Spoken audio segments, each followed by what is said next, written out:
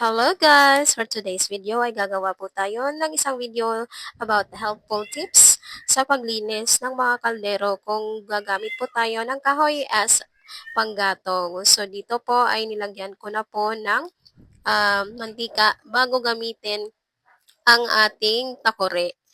So, as you can see po, super maitim po talaga. Pero kung nilagyan nyo po ito ng mantika, ay madali lang po itong linisan. So, nakikita nyo naman po, ginamit ko lang po yung aking daliri. Nakikita nyo na po agad yung ilalim ng ating takore.